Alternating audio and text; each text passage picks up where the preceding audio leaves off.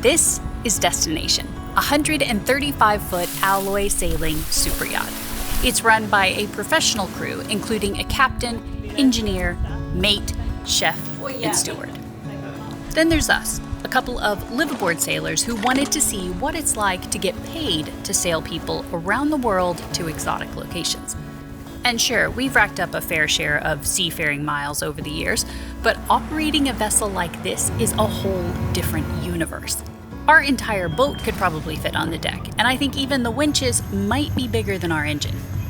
But nonetheless, we have signed up as crew to help sail from Monaco to Palma. We are going to split this up into 2 different videos because we each have individual roles. My role is sous chef. But you've already seen what it's like to be a private chef in last week's episode. Today is a peek into a very different role. I am going to be mate on this passage, which means I am going to be responsible for scrubbing decks, standing watch, engine checks, and I don't even honestly know what all yet. We've got to go through a whole big briefing before we set sail. So secure those sea legs and join us as we dive into the salty world of working aboard a super yacht.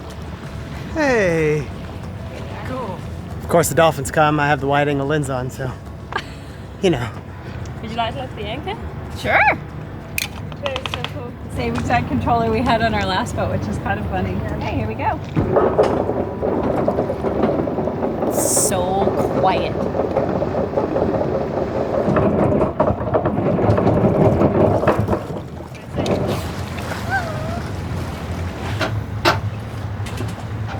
I guess in this scenario, you're quite happy to have things move really slow.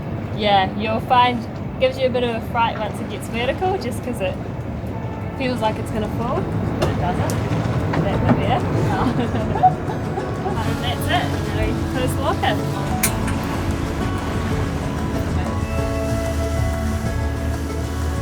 Righty.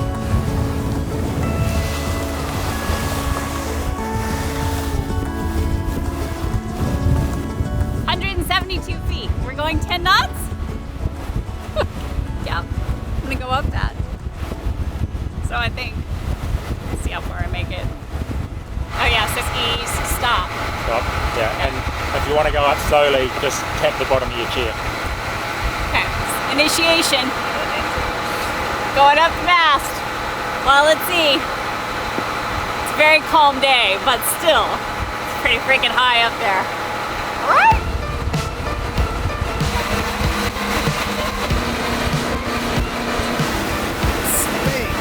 Yeah.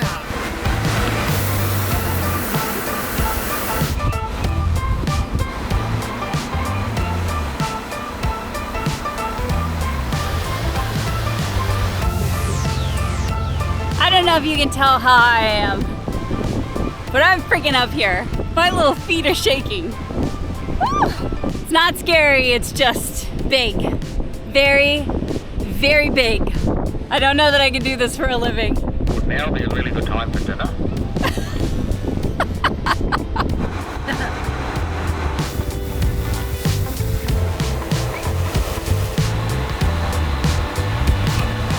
The ride down is a lot faster than the ride up. Oh my goodness. I wasn't quite sure if I was going to be able to stand up. My legs are shaking up there. Woo. So you got just up to the light there, which was 43.5 metres above the deck, and there was another 2.5 metres down to the waterline. So what's that? 46 metres. Yeah, going up there on our boat in the same exact condition would be a completely different story. So much faster than motion. Yeah, so it felt steadier, but I can still, like, there was just enough that I was like on a bad day or in a bad situation. Yeah, you're moving around a lot. This would go from fun to terrifying. Yeah. I think I've got out to be a rigger. Yeah. Have you had to go up there in like a bad situation? Yeah, not on, we have had people go up on bad days on this boat, maybe 15, 20 knots. It's not fun, they don't like it. They don't come down and talk. So it's silence for a bit. Yeah. Then they send you a bill for therapy afterwards. They just sort of go down to their cabin and just sort of relax and come back out a little bit later, maybe the next day. Once you do that, you really double check before you go to sea, because you don't want to do it twice. That's true. So, I guess one more important reason, you always do a rig check before you head out. Yeah, always. Definitely. Yeah. Yep. You could do one before you go, And then after a long trip, you just do another one, and then you're happy. And I guess if you want a reminder of why you should do that, just go off the mast. Yeah.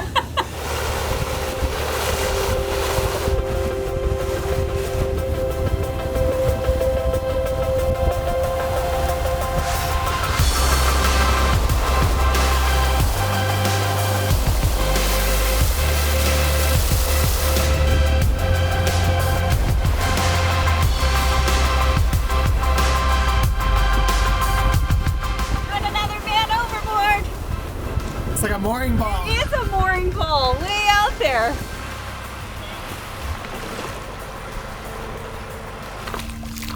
Yeah. That's a very nice shoe. What size are you? Size 44? Yeah. Looks about 45 actually. Thank you. right. There you go. Oh, it's got 2 shackles as well. Got one right, looking for a soulmate. Ella made it look easy, Nikki. You're gonna let Ella take it now. Yeah. That beats it. Oh, Teamwork. dream work. Never a dull moment. But anyway, what about that sunset? That was gorgeous. That was like proper Karate Kid sun. Was that not? Yeah. Like with all the clouds running through it? The rubbish kind of stole the show, but it was beautiful. I've got some sort of like dust spot from changing lenses. Oh no, Can't really? see it, yeah. Sorry.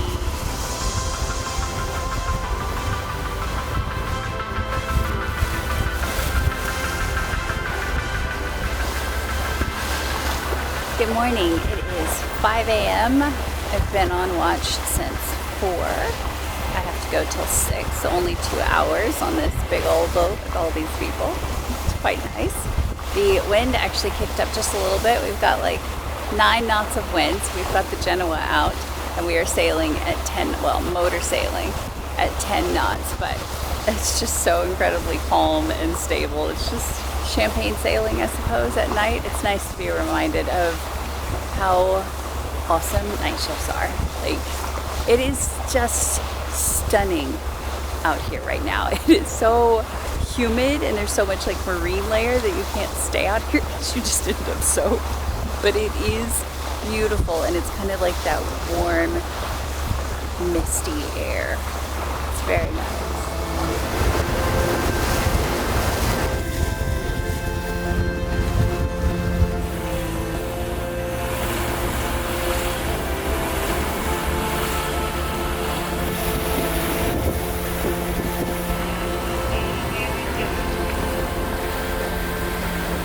Sunrise watch is always the best. It's like magic, and the sound of the ocean, the smooth, calm water, the sun just rising up just makes you feel alive, even though I'm absolutely exhausted.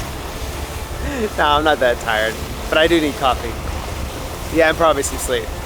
Yeah. Anyway, what a beautiful, beautiful night and morning.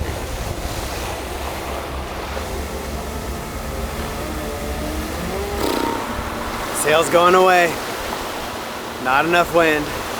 Wow.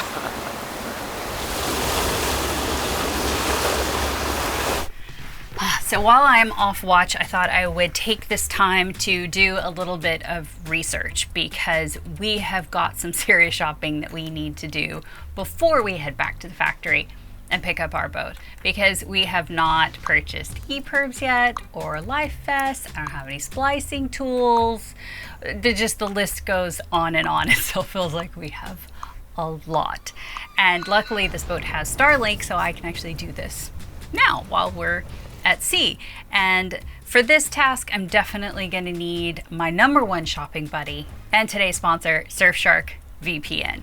Because a VPN is a virtual private network that encrypts all the data between our computer and the internet so that nobody can steal or track our information, which is great for an extra layer of security, but also really helpful in this case because I can change my IP address to virtually place ourselves anywhere in the world to unblock websites and content that I couldn't access otherwise, like additional libraries on Netflix, or in this case, research like I'm in a whole other country. So I'm going to use Surfshark to virtually place myself back in the USA because I find my best search results for sailing related stuff is when I'm logged into either the USA or the UK. But of course, I'm gonna have to purchase in Spain, which I have no idea who or where their channelers are, but it's not exactly hard to figure out if I just place myself back over in Spain. Now I can poke around and figure out who has like the best selection and prices for where I'm headed. And technology like this almost makes it too easy, and I cannot tell you how much frustration Surfshark has saved us over the years. And if you want to give Surfshark VPN a try, now is the time because they are offering literally the best deal of the year. If you use our discount code Wynns, they're going to give you an extra 6 months for free. And if you're not sure if it's a good tool for you, no worries, they offer a 30-day money-back guarantee, so there is no risk to try it out. I will leave a link down in the description box below, or you can just scan the QR code on the screen. And oh, honey, I have bad news because we are about to spend some serious boat bucks. Shopping in Europe is not cheap. Apparently we have to do a mid-passage swim. Whoa! Just one of those Mediterranean sharks. 2, 3, whoop! 2,000 meters of water. Go ahead and take a look down, see what it looks like down there. Oh, it's so clear. It is. You should go swim down and see what it looks like down at the bottom. Yeah, uh-huh.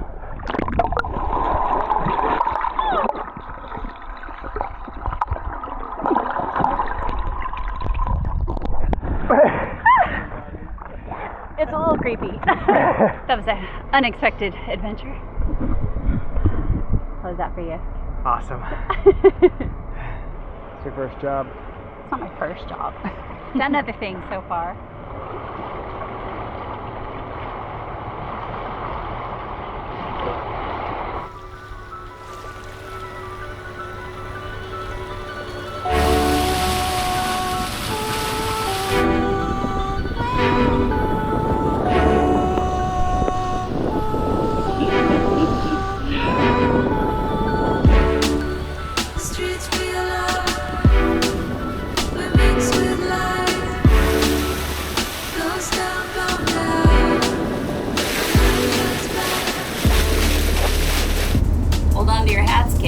We have a whopping 2.7 knots out there. In case you're wondering, we are not sailing. We are motoring. And it's funny because we even left after lunch because the wind was supposed to fill in and it was looking like we were going to have a really nice sail, and we have had absolutely nothing, which from everybody that I talked to that has sailed the Med, they said, welcome to the Med. It is unreliable weather and you either got everything or nothing, and we are experiencing the nothing. Not that I can complain about it because we've been out there swimming and Mike just turns the boat for dolphins, or we go pick up trash or do whatever, and we probably wouldn't be able to spot all of those things if it were a more sporting day at sea. Filling out my log, so we get 2 hours on and then 2 hours on standby because you always have 2 people essentially up on watch. And so far I haven't had to do too terribly much. It's been pretty relaxed, which I think is again because we're not going that far.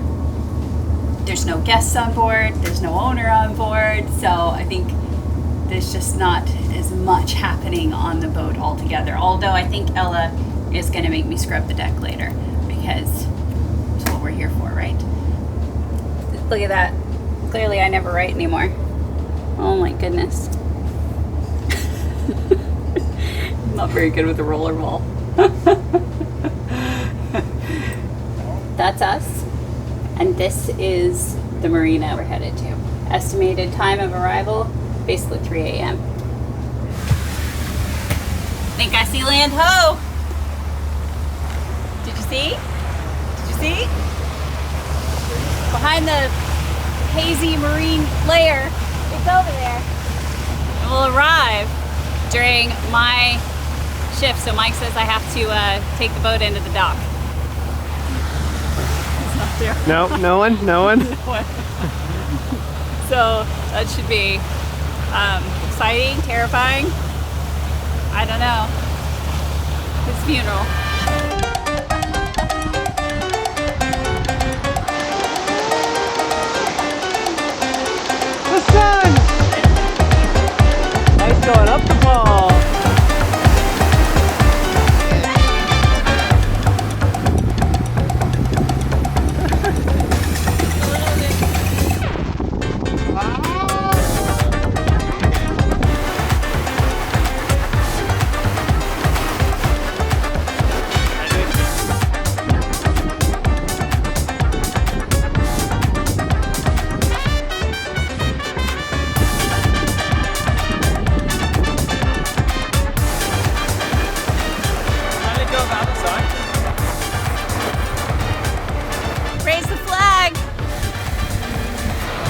Our drone stopped working. It didn't want to take off for some reason, so I got the 360 and I'm gonna be the drone.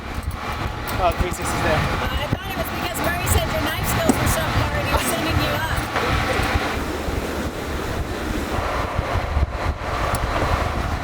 Nervous? I think there's a dolphin right in front of us. Wow.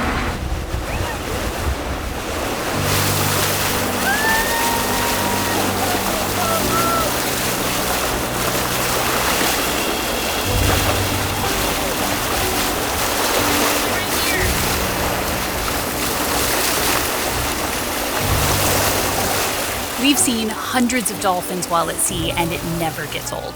They move so effortlessly with such speed and control because they sense their surroundings with echolocation.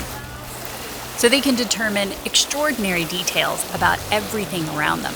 But this is the first time I have ever had a dolphin make such intentional eye contact. It feels profound, like I will remember this moment with this dolphin for the rest of my life. It got so exciting with the dolphins. Jason could have been up the mast, nobody would have known. Alright, this is the second spreader. 4 more to go, I think. Woo! Jeez, this is slightly taller than our mast. Yeesh.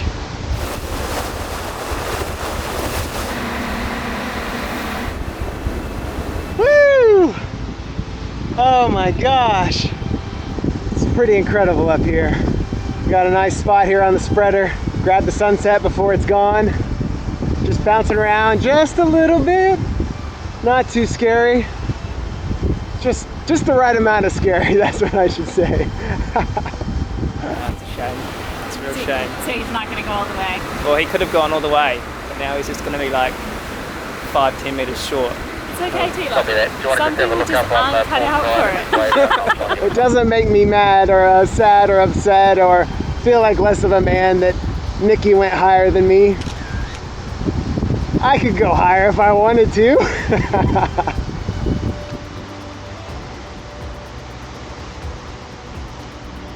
Gone. Hey guys, that's definitely top 10 sunsets. Thanks for sharing. Is the sun setting yet up there? Literally just kissed the water. Yeah, so it just set for him, and it must have set at least a minute ago for us. Yeah. Ooh, Murray's making dessert.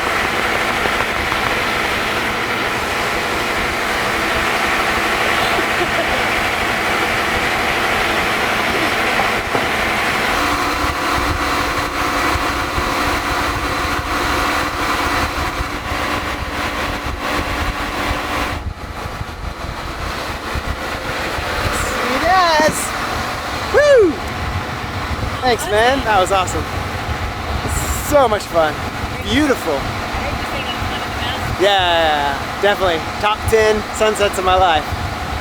Pretty cool. Thanks, guys. Murray's got dessert ready. Woo! So Ella and I were wondering. Yes. You're like, what are you gonna answer? The deck isn't that salty, so do we need to rinse tonight, or do we do it tomorrow when we get there? You could probably do it tomorrow when we get there. Okay, that's what we thought. Unless you wanted to do it. No, I mean, we do what the captain says. Okay, we'll do it tomorrow. Like, You don't have to park in the middle of the night. That's good news. no, I was asking about washing the deck. Oh, okay. Yeah, well, that doesn't ask the matter. chef. That's not my job. Well, then go get my dessert. Okay. It's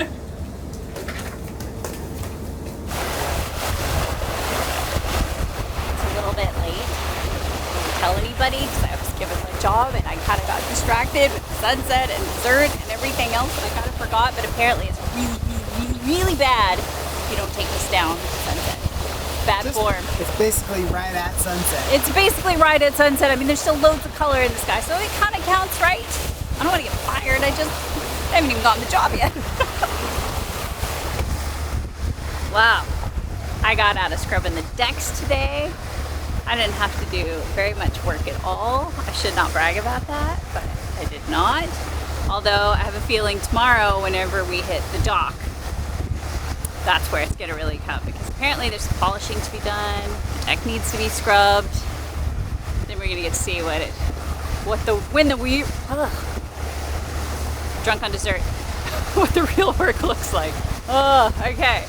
Now it's bedtime because we have to get up at 4 a.m. Yeah, 4 a.m. We're the 4 to 6, and then 6 to 8.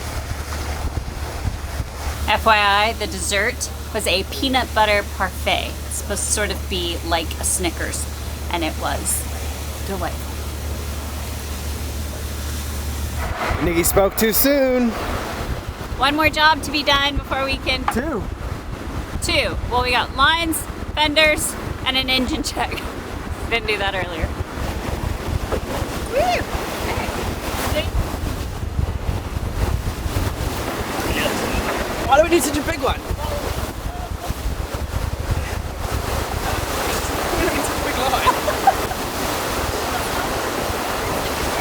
Like, that took the two of us, and I could barely lift it. Heavy line.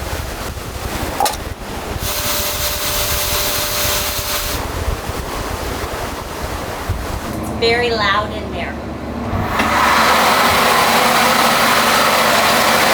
Engine room checks and logs are required by all crew members, not just Tilo the engineer. We'll make our way through each system, starting with the sea strainer and engine, looking for any signs of leaks, smoke, or funny smells. We take lots of temperature readings and wiggle hoses to make sure everything is still good and tight. And the only thing that Captain Mike warned me not to do is hit the emergency shutoff button, which turns out is the one place I naturally wanted to put my hand. Oops. Now alarms are going off, and I have just shut off anything running on the generator, including the autopilot. And don't you know, it's the captain on watch right now. Plus, all the house lights and electronics are down until Tilo gets the second generator fired up. Thank goodness Chef Murray and Jason weren't cooking, otherwise I wouldn't be getting any more fancy desserts. Now, luckily, I'm not the first crew member to make this mistake, and Tilo had everything running and reset in record time, so embarrassment will be my only punishment this time.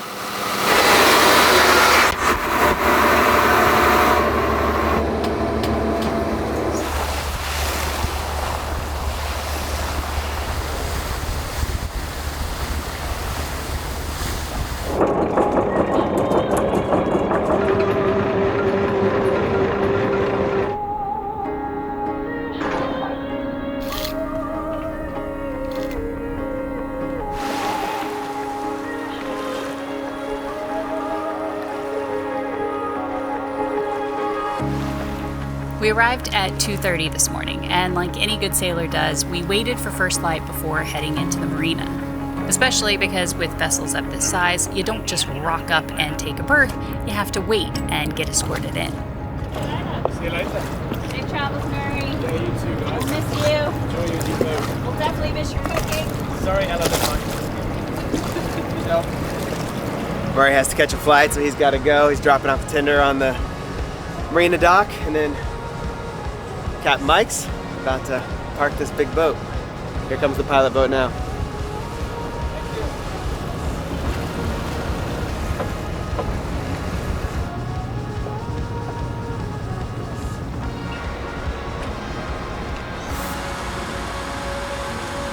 It's a very long hurry up and wait sort of affair, which I have a sneaking suspicion is what this job involves a lot of.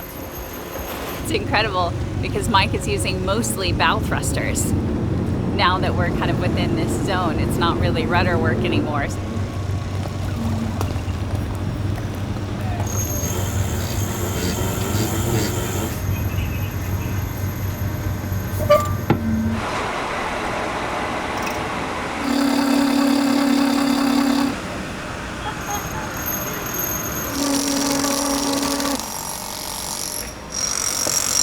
You remembering all this? Because you're next. It's all the same, right? In principle, it's just everything is so scaled up. The lines are so big and so heavy. Like even just watching Tilo trying to throw that line to the dock, and even Mike was like, you only get one chance at that because once the line is wet, it becomes impossible because it gets so heavy. You want to know what you're doing. This is not for amateurs, which is why I'm staying out of the way. And it's all pre-coffee, pre-breakfast. Yeah, there's been no breakfast, no coffee. Like everybody just literally woke up and got to it. Should have the songs. Good one.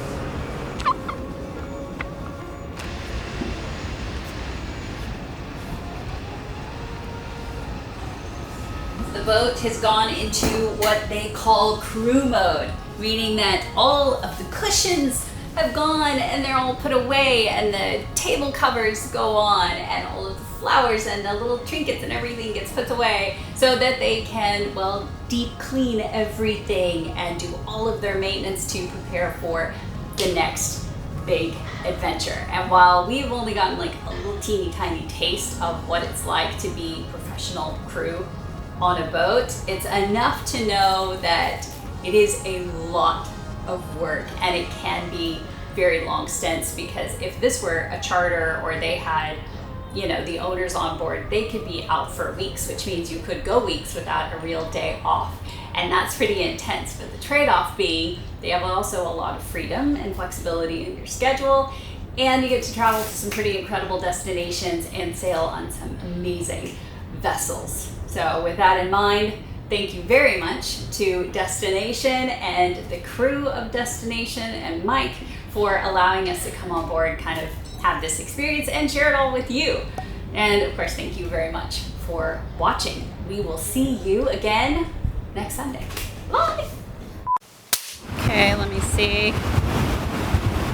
Yeah, I mean, I think this is gonna be a good thumbnail.